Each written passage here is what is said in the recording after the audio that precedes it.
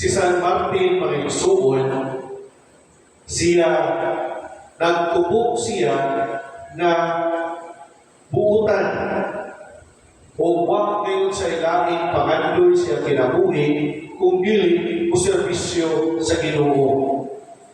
O sa iyang pagserbisyo sa Ginoo mga igsuon, ni-reach out siya sa mga nagkinahanglan. Mga tao, mga tabos, lakip na ang mga mananap na nagkinahanglan kaniya. Ang iyang simple kaayo ng pag-alagad sa Diyos o pag-alagad sa mga tao o sa tanang nagkinahanglan, nahimong kini siya ilado ngadto sa katilingban. Ganun nahimong man kini ni San Martin mga igsuon. Ang pagpangalagad gayon sa Diyos na diin nakatabang siya o daghan, dili lang sa katawhan, kundi laki usab sa mga mananap. Si Saint Francis of Assisi mga igsuon, siya usab nangalagad usab sa Ginoo. Dagan usab siya natabangan, dili lamang sa mga tao, kundi laki usab sa mga mananap. O dagan pangayong mga santos kanato karon mga igsuon nga ato ang nailahan, nga diin nangalagad sila sa Dios o nakapangalagad usab sila sa tanang mga nagkinahanglan. Ngayon nabuhat Manila kini. Tungod ba kay gusto na sila makalagad?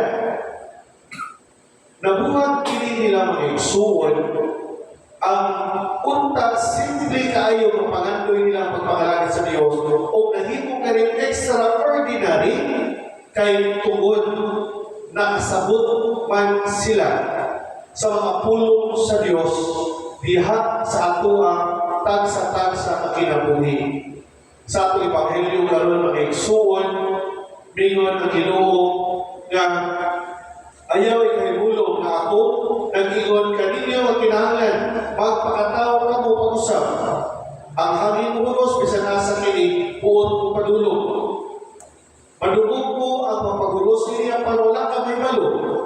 Diin kini gikan sa kini padulog. Ingon sa ini ang tanan nga mataw pinaagi sa espiritu.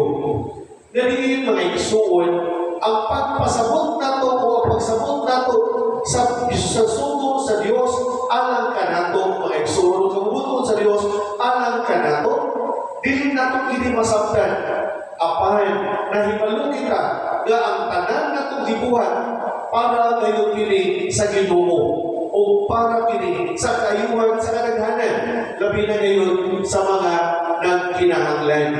Upang kini mga igsuon, ang simple kaayo na gibuhat sa mga santos na dingin ang mga santos na himo noon nga katingatan ang ilang mga buhat kay bigong-bihan sila sa capacity sa usa ka tawo, sa limitations sa usa ka tawo mga igsuon. Upang ka na makaingon ka bisan pagaling sila ng isdanan, they were able to serve God and to serve people. Even in their simplicity, they were able to serve God and to serve the people. Iyon namin ang kaanindot. Kung kita mismo mga igsuon, nasayod ngayon sa kabubuton sa Diyos, diha sa atong tagsa-tagsa na kinabuhi. Galing mo itong pamalandungan karon si Pope Francis. Na simple kaayo ang iyang gibuhat mga igsuon.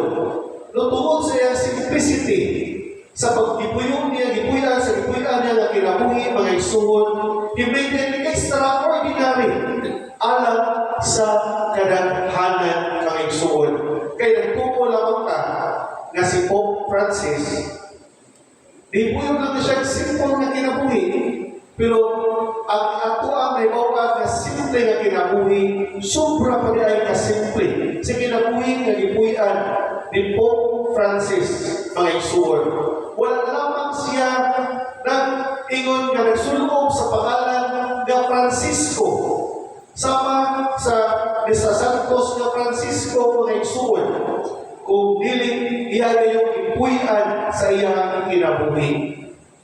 Sa iyang kwarto, kung makita nato nga ang iyang kwarto, idaanan na yun. Labisa, adunay labisa o lingkuranan. Maura yun ang sa iyang kwarto, o wa kay lain pa. Way TV, o uban pa, kaya iyang kalingawan sa iyang kinabuhi. But however, my dear friends, ang pangutana, happy ba si Pope Francis Ari? Happy ba sa kinabuhi sila Saint Martin de Porres, atong patron, si San Francisco de Assis, no? O tanang mga santos na itong naibawan, happy ba sila silang kinabuhi? Where they were living in a very simple life, ang tubag na igsoon, oo, malipayon kayo sila. Di na ito ma-imagine ang ilang kalipay o katagbawan sa ilang kinabuhi. Kaya naman, they understand the will of God in their lives. O ito na usahay ng igsuon sa kung kinabuhi pa, makapakutan na ka. Unsa maging plano sa Ginoo ka nato? Usahay ka na bang maglisod ka, kitang pagkaon sa pamilya, kitang kwarta, ang mga anak madugod kaayo, nagaproblema, yung bana madugod kaayo, nagakitag na problema sa kung kinabuhi mga ta, gano'n ka kini. No? Unsa kay plano sa Ginoo kanato mga igsuon? God reminds us nga we need to understand unsa nga plano kanato by way of what? Prayer. Importante kaayo ang ato ang pag-ampo usab mga igsuon. Kay by way of prayer mga igsuon, diha nato madugog ang pagpasabot sa Ginoo sa iyang kabubuton nga rin kanato. Ug kana mga igsuon ang mga sikreto sa mga santos. Why they were able to survive silang kalisdanan, silang kinabuhi. Why they were so happy, living a very simple life. Why they are very, natagpaw ngayon sila. Silang kinabuhi, serving others. Nga naman, because they understand. Kaya nga nakasabot pa sila, kay tungod, di pakadaan nila ang ilang communication sa Ginoo by way of prayer. Sa itong kinabuhi ang igsuon, importante kaayo ang pag-ampo. Daghan pagkat problema, daghan ang trabaho, daghan ang lahunan, yan di pa ta mag-ampo. Agoy, ang resulta, magpagulbul ta. Ang resulta, sa puton ta. Ang resulta, makita na tagpigil. Kaya naman, wa man ta kasabot. Kaya nga kay wa man ta mag-ampo. And therefore, my dear friends, God reminds us all the time sa atong kinabuhi ang importante sa pag-ampo sa atong tagsa-tagsa kinabuhi. Kinawag pagkat. Marito ang tanin.